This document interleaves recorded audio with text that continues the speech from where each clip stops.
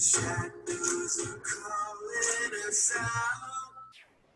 We are heroes in the dark.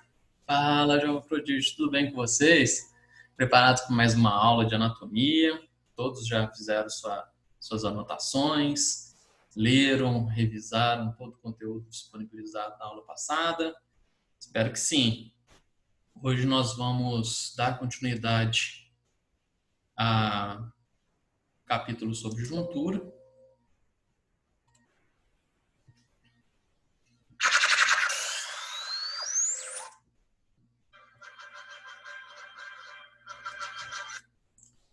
E antes de iniciar, eu vou fazer uma breve revisão do conteúdo da aula passada. Então, a gente viu aí a diferença entre junturas e articulações. A gente entendeu por que o termo juntura é melhor aplicado. A gente viu os tipos diferentes de junturas. A gente passou pela classificação das junturas. Então, dentro das junturas fibrosas, nós temos uma classificação morfológica que os ossos podem ter no crânio, né? São as suturas serreadas, escamosas e planas. Ainda falando de junturas fibrosas, a gente tem a sindesmose, que é um tipo de juntura fibrosa que não se localiza no crânio.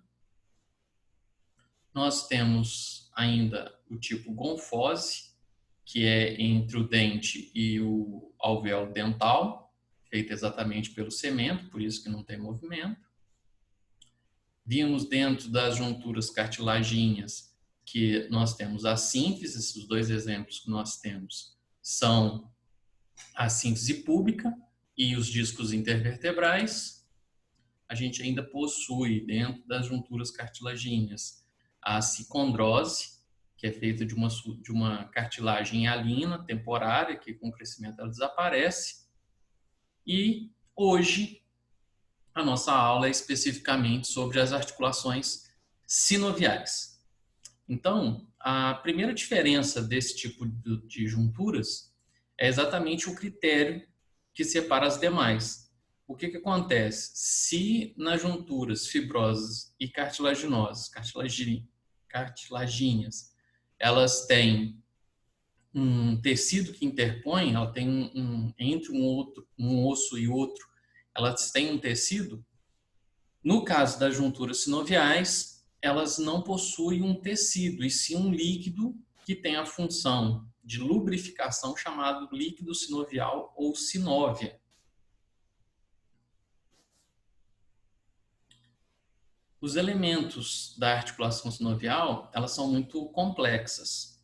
Então, nós vamos ver uma por uma.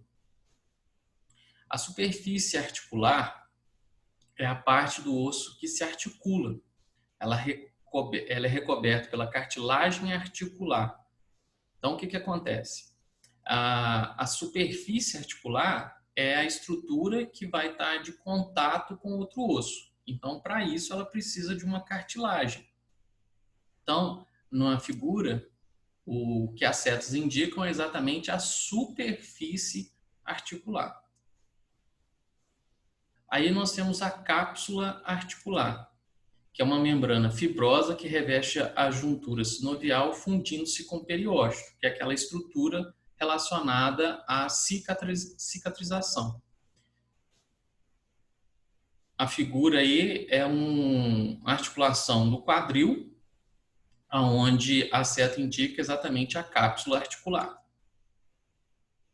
Aí, no líquido sinovial, ele é um líquido viscoso, levemente alcalino. Ele serve para nutrir e lubrificar as cartilagens. E ele fica exatamente nesse espaço. A cápsula, se a gente fosse fazer uma comparação com uma laranja, por exemplo, a cápsula seria a casca da laranja. E o sumo, o suco da laranja seria o líquido sinovial. Então, dentro da cápsula, a gente tem espaços, que são as cavidades. Então, é um espaço intracapsular circundado pela cápsula articular. É exatamente o espaço, né, que está dentro da articulação. Então, é esse espaço que eu estou falando. Ele é chamado intra-articular porque está dentro da cápsula. A gente tem a cartilagem articular, que é constituída por uma cartilagem hialina, a mesma cartilagem hialina que a gente já comentou nas junturas cartilagíneas. Então, vocês podem notar que na estrutura óssea ela vai ser recoberta, né, por essa cartilagem que tem a função de proteção também. Os ligamentos, eles reforçam as articulações, impedindo o movimento, né, anormais, eles limitam o movimento, impedindo que, de repente, a pessoa faça um movimento contrário da articulação, mas esses movimentos podem acontecer por algum acidente, e aí a gente tem lesões. Então, esses ligamentos eles vão aparecer de dois tipos. Intracapsulares, que são aqueles ligados dentro da articulação. Deixa eu dar um zoom aqui para vocês verem melhor. Esse é o ligamento cruzado anterior na articulação do joelho.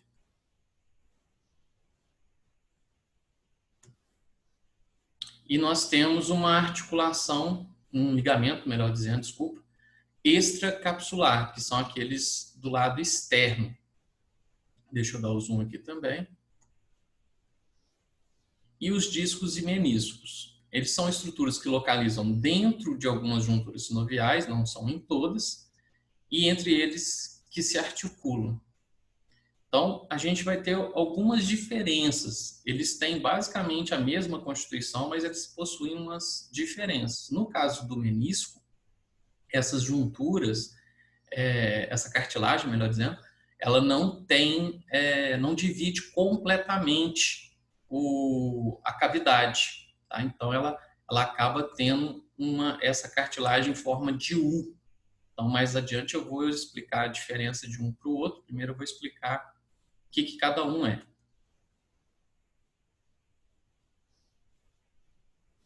A gente também tem, no caso da esternoclavicular, né, que é a estrutura que junta o osso da clavícula com o externo, é um disco, exatamente esse disco,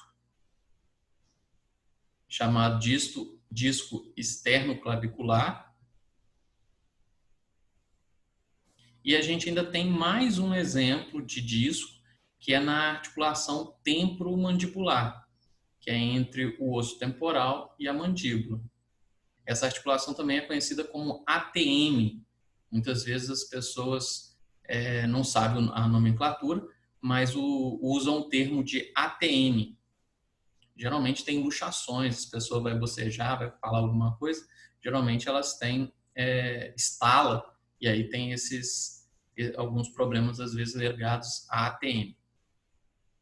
Então, qual que é a diferença entre disco e menisco? A constituição do tecido é praticamente a mesma, tecido conjuntivo denso. Eles são fibrocartilagens dispostas entre duas superfícies articulares. Qual que é a diferença básica do disco e do menisco? No caso do disco, ele vai dividir completamente a cavidade, diferentemente do menisco. Então, na figura, vocês podem visualizar que o menisco do lado direito, ele tem um orifício, né, um hiato, e aí ele comunica, ele pode se comunicar. Algum tempo atrás, as pessoas não tinham definição para que servia esses discos, principalmente os meniscos. Tem um episódio de um jogador de futebol que ele fez uma cirurgia que, inclusive, lesionou o menisco e, como na época os médicos não sabiam a função, inclusive acreditavam que esse menisco regenerava, ele fez uma cirurgia para a retirada desse menisco. Com o passar do tempo, ele voltou a sentir dor, que eles pensaram? Não, não, porque o disco ele serve para acomodar. Então, vamos tirar outra parte. E aí tiraram os dois meniscos do joelho do rapaz. E, infelizmente, ele acabou não podendo jogar mais. Porque o que aconteceu? A cartilagem que regenera, na verdade, ela era uma cartilagem hialina, que é aquela de proteção. E aí, o de amortecimento, né, de amortecer choques mecânicos, impactos, é feito pelo menisco. Ele é como se fosse um amortecedor. E aí, infelizmente, ele não pôde voltar a jogar. Então, a diferença de disco e menisco é essa. Primeiro, que o menisco só vai existir na articulação do joelho, é específica, essa nomenclatura de menisco só é encontrada no joelho. Os discos, eles vão ser encontrados na esternoclavicular e na ATM, e a diferença deles é que ela separa por completo a cavidade articular. Nós temos também a classificação funcional, que é quanto ao grau de liberdade, quantos movimentos aquela articulação permite no nosso organismo. A primeira é monoaxial ou uniaxial. Ela só vai ter um tipo de movimento. O que eu quero explicar nessa classificação funcional é que o que acontece? Quando a gente fala monoaxial e fala de movimento, às vezes você pode confundir com eixos e movimentos. Deixa eu explicar. Como foi uma parte bem complicada a gente discutir sobre isso, né, sem ter uma aula prática, às vezes esse contexto pode ser mais complicado para você entender. Então preste atenção. Quando a gente fala monoaxial, ele está referente a um eixo só. Então mono, axial, eixo. Então o que é um movimento? O movimento ele vai ter o inicial e o final. Então o que vai acontecer? Se você faz um movimento de flexão, que é a diminuição do ângulo, lembrando sempre da posição anatômica. Em posição anatômica, se você faz a flexão, você vai diminuir o ângulo. Quando você estende novamente para a posição, você fez dois movimentos, mas em um único eixo. Então entendam que o que está sendo classificado é o eixo, não o movimento. Tá? Então, a gente tem primeiramente a classificação monoaxial ou uniaxial. Esse prefixo um é grego, o outro é latino. Então, não tem problema, tá? Vocês vão achar as duas referências aí. Biaxial ou diaxial, todos dois referem-se a dois eixos. E o terceiro e último, que tem maior grau de liberdade, é o triaxial ou multiaxial. Então, a gente vai ver alguns exemplos morfológicos também. Porque se a gente tem uma classificação funcional que classifica quanto ao eixo, quantos movimentos que ele pode fazer, logicamente que vai depender da estrutura que está articulando. Qual osso, qual que é o formato do osso com o outro, para que ele possa fazer essa movimentação. Então, o primeiro tipo que a gente tem é o tipo de junturas planas. O que são essas junturas planas? Quando a superfície óssea se articula, são lineares ou ligeiramente curvas. A gente tem um exemplo da articulação entre o sacro e o osso do quadril. A gente tem os ossos do carpo e do tarso como exemplo também. Então, esses são os mais comuns. São esses três tipos de exemplo que a gente tem nessa classificação. A próxima classificação é o gínglimo. Esse gínglimo, ele tem uma semelhança de dobradiça. Ele dobra em um único sentido, né? No caso, ele só tem um eixo, então ele faz movimento de flexão e extensão. E o exemplo que a gente tem é exatamente a do cotovelo. A gente ainda tem as junturas trocoides, quando elas formam um cilindro, né, que ela vai fazer uma rotação em torno do seu próprio eixo. Então, no caso, né, a posição anatômica é aquela posição de supinação para pronação. Então, em posição anatômica, geralmente, você vai estar com a mão supinada, ou seja, a palma da mão voltada para frente, e quando você faz o movimento de rotação nesse movimento, você vai fazer a rotação em torno de um eixo só. Então, esse tipo de movimento, né, chama supinação para pronação ou de pronação para supinação, e ele tem exatamente essa característica. Ela vai girar em torno de um eixo só. Ela também vai acontecer quando você movimenta a cabeça. Entre o atlas e o axis, você também tem um processo dentoide que serve exatamente de movimento na ação pivô ou trocoide. A gente tem a celar, pelo próprio nome, né? É aquela que se assemelha a uma cela, ou seja, você tem uma estrutura côncava e uma convexa. Então, quando você tem o acesso dessas duas morfologias, a gente chama de celar, que vai acontecer exatamente nas junturas do carpo com o metacarpo. Então, elas têm exatamente essa formação. Essas figurinhas ao lado aqui, ó, é interessante para assemelhar com a estrutura do corpo. Condilar. A gente ainda não viu os acidentes ósseos, não sei se vocês já estudaram isso com outro professor, mas o que é as junturas condilares? São, dentro da estrutura óssea, toda forma ela é chamada de acidente ósseo. E esse acidente ósseo chamado côndilo, ele vai acontecer em alguns ossos. Os exemplos que a gente tem é exatamente na articulação do joelho, o fêmur, ele possui dois côndilos. Eu não sei se vocês vão conseguir enxergar, mas a estrutura que vou assinalar aqui, ó, ela é chamada de côndilo. Então você tem dois côndilos no fêmur. Você tem um côndilo medial e você tem um côndilo lateral. Então, se você tem um côndilo na estrutura, essa morfologia vai ser chamada condilar. Outro exemplo que a gente tem é também na articulação temporomandibular, na TM, que vai ter, né, se você procurar no Atlas de Anatomia, você vai verificar que essa estrutura aqui ela é chamada também de côndilo. Então, a gente tem côndilo em algumas articulações. Se essa juntura, se esse acidente ósseo acontece em alguma estrutura óssea, a classificação, quando ela articula com outro, é chamada de condilar.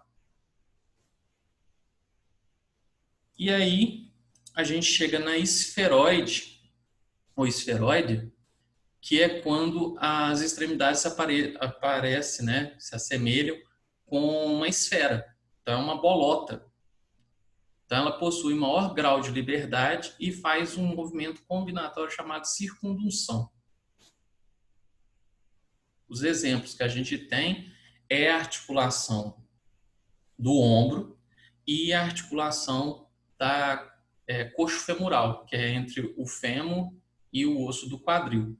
O movimento combinatório, ele é chamado de circundução porque ele é um movimento que pega tanto a adução, abdução, extensão, flexão e juntando todos esses movimentos, formando um cone, né, você faz um movimento giratório em torno do eixo que é o húmero.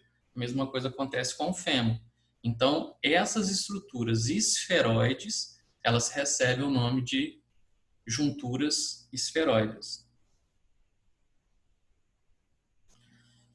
Então, eu deixei aqui um resumão, tá? É basicamente um mapa mental, onde você tem a divisão dos tipos de junturas. Então, dentro das junturas fibrosas, você tem suturas, sindesmoses e gonfoses. As suturas podem ser divididas, né, em plana, escamosa. Aqui está serrático, mas serreadas também estão certas. E as sinoviais também tem outra classificação. Então, eu espero que tenha ajudado aí, né, com o mapa mental. Qualquer dúvida, vocês podem colocar no comentário. E por hoje, a gente vai encerrar.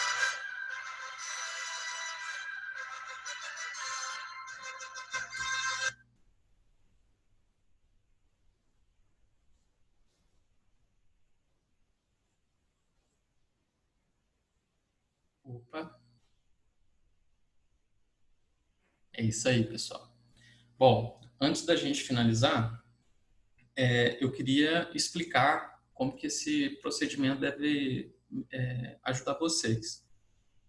Eu estou enviando, juntamente com o cronograma, um material na sala de aula do Google Class. Então, o que é interessante? Antes de você assistir essa aula, você já ter visto o material prévio, tá? Porque qualquer problema que você tiver, na hora que você assistir a aula, você já sabe a sua dúvida. Caso mesmo assistindo você não consiga entender, eu vou estar lá à disposição de vocês para poder responder. Ok? Então, por hoje é só. Agradeço a presença de todos. Sucesso sempre!